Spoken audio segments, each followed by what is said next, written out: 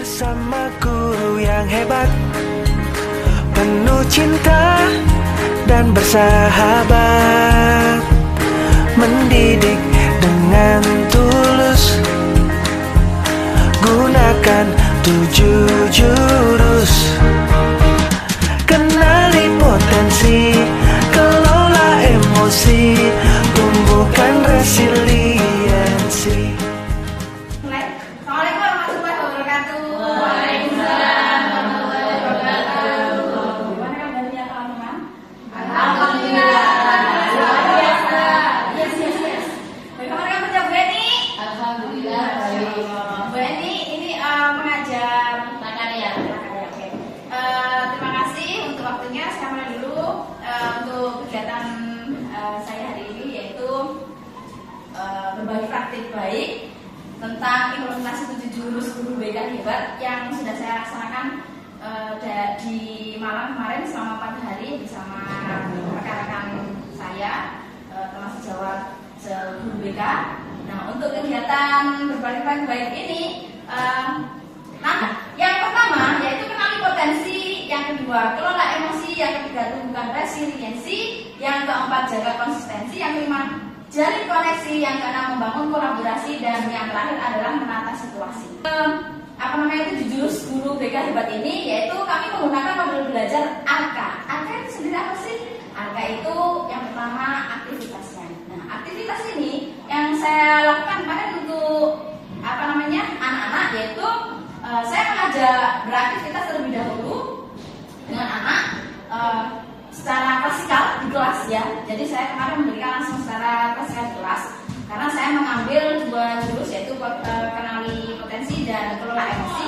Jadi saya memberikannya melalui klasikal. Terus yang selanjutnya adalah refleksi. Refleksi itu apa? Refleksi sendiri adalah murid atau siswa kita ajak untuk merefleksikan aktivitas yang sudah dilakukan, meliputi pemikiran dan perasaan yang mereka rasakan dan mereka alami selama pembelajaran. Yang selanjutnya yang yaitu konsep. Konsep sendiri itu adalah guru memaparkan atau saya sendiri memaparkan informasi terkait konsep materi dan aktivitas yang saya ajarkan kepada anak-anak. Selanjutnya aplikasi.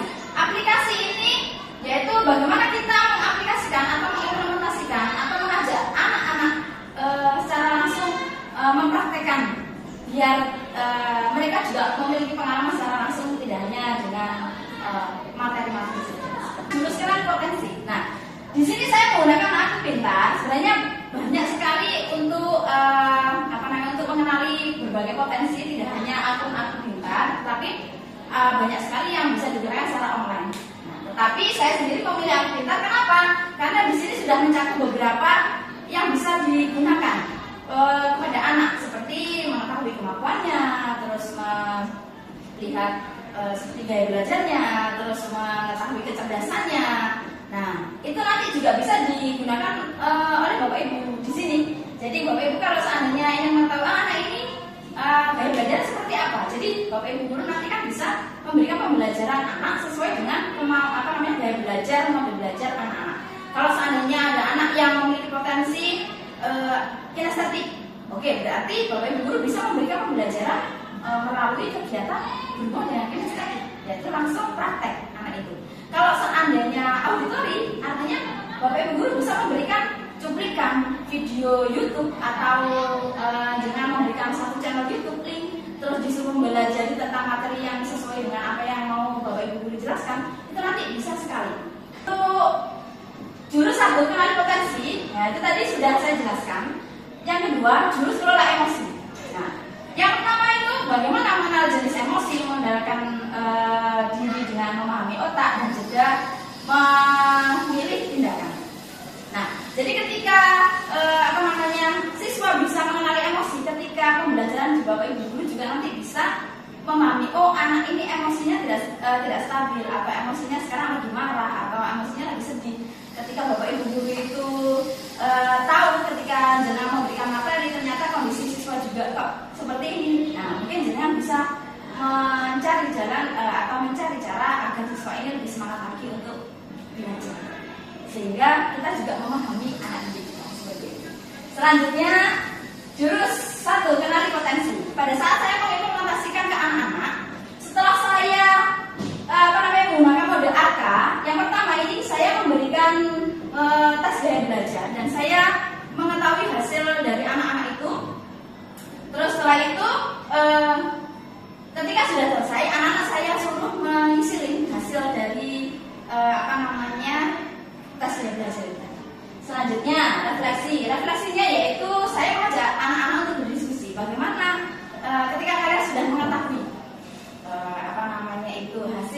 gaya belajar kalian. Apakah sesuai enggak? Saya tanya gitu. Ya Bu, ada yang sesuai, ada yang 100% sesuai, ada yang 90%, ada yang 70%. Nah, ketika ada yang 60%, coba dikerjakan ulang lagi agar anak lebih paham lagi apa hasil jenis gaya belajar yang mereka pilih. Seperti itu. Selanjutnya, setelah merefleksikan yang kedua yaitu saya mengajak anak-anak untuk berbagi pengalaman bagaimana ketika anak-anak itu belajar, ketika mendengarkan musik sambil belajar, terus ketika anak-anak itu belajar secara kinestetik atau langsung seperti ketika olahraga atau praktek IPA dan sebagainya. Kita sudah, yang terakhir yaitu aplikasi. Saya mengaplikasikan atau mengajak anak-anak untuk membuat rencana strategi belajar agar lebih maksimal. Nah, apa yang saya kasihkan yaitu saya memberikan kelanjutan tugas untuk anak-anak, yaitu yang pertama ketika anak-anak itu sudah memahami visual, auditoria, kinestetik, saya pisahkan. Saya buat kelompok-kelompok. Setelah saya kelompokkan, saya berikan tugas secara kelompok untuk anak-anak itu. Yang seperti saya sudah jelaskan ke Bapak Ibu dulu tadi, yaitu yang auditoria, saya kasih tugas yaitu untuk melihat YouTube, channel YouTube dan menyampaikan, mempresentasikan hasil apa yang didengarkan YouTube channelnya tadi sesuai dengan kesenangan anak-anak itu, seperti itu, biar lebih senang anak-anak. Terus yang kedua kinestetik, yaitu saya suruh atau saya mengajak mereka untuk membuat drama tentang kenakalan remaja. Jadi anak-anak itu biar semangat lagi. Saya kelompokkan untuk tampilan Aku Pintar itu seperti ini. Jadi nanti jangan bisa cek untuk Aku Pintarnya, bisa mengetahui kalau misalnya Bapak Ibu guru ingin juga mengetahui apa jenis gaya belajar saya, nah itu bisa. Terus selanjutnya yaitu kelola emosi, ya tidak lama-lama, hampir sama seperti yang sudah saya sampaikan di jurus yang pertama. Tetapi di sini yang aktivitasnya saya itu memberikan satu lembar kertas kosong. Nah, di situ itu saya langsung kedua, saya membacakan atau menceritakan suatu kejadian gitu. Kejadiannya seperti ini Bapak Ibu. Pada saat naik sepeda motor, hujan deras. Pasti semuanya pernah mengalami hujan deras ya. Terus kehujanan naik sepeda motor. Pada saat itu pasti pernah mengalami kegelinciran sepeda motor. Bapak Ibu pernah enggak? Oke lah, kalau saya pernah, apa yang Bapak Ibu rasakan? Tersenyum. Masa tersenyum? Saya tidak percaya. Pasti ada kayak seperti itu. Dapat pada saat itu ada yang ya benar berkata kotor. Nah, pada saat itu saya ngajak anak-anak seperti itu. Ternyata ketika saya tanya, bagaimana perasaan kalian ketika kalian itu naik sepeda motor sudah hujan, ternyata kegelinciran. Apa yang kalian alami? Marah Bu ini. Nah, itu akhirnya banyak sekali kertas itu yang diremas-remas oleh anak-anak. Tidak, bertanya, bagaimana pengalaman kalian ketika mengalami seperti itu? Mereka cerita semuanya. Iya, karena saya seperti ini. Ada yang marah, ada yang berkata kotor tadi, ada yang ingin mengejar orang itu. Nah, seperti itu. Terus selanjutnya, siswa menyampaikan perasaan tadi yang sudah diceritakan. Konsepnya sendiri yaitu deskripsi. Saya menjelaskan ke anak-anak yaitu berbagai deskripsi dan karakter jenis-jenis emosi dan bagaimana cara mengendalikan emosi. Nah, dalam emosi itu sendiri kan ada otak sendiri ya Bapak Ibu. Nah, ini sambil saya jelaskan. Yaitu otak itu ada di sini. Yaitu kita genggam seperti ini. Nah, ketika kita emosi, semuanya itu lepas Bapak Ibu.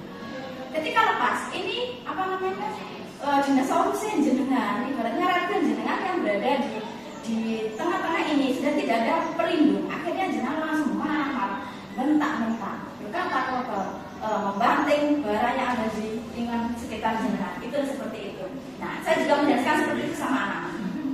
Terus setelah itu, bagaimana pengendaliannya? Nah, saya ajak untuk mencoba untuk mengendalikan seperti tarik nafas, bersifat, beristighfar atau seperti itu. Atau kalau seandainya jenengan berpikir seperti ini, kita alihkan pikirannya. Misalnya seperti ini. Oh, pasti orang itu ingin BAB. Oh, pasti orang itu terburu-buru ingin kemana sakit atau apa. Nah, kita alihkan seperti itu. Jadi anak-anak, oh seperti itu ya. Atau mungkin menginginkan hal-hal yang lucu. Mungkin orang itu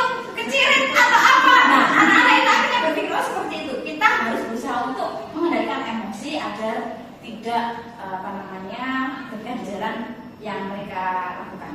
Terus selanjutnya aplikasi, yaitu jumlah emosi yang dirasakan dalam 1 hari, dan selanjutnya dalam 7 hari itu saya mengajak anak-anak untuk mencatat apa saja yang sudah dialami selama 7 hari, emosi apa saja, seperti itu. Bapak Ibu guru yang sudah saya berikan kepada panjenengan.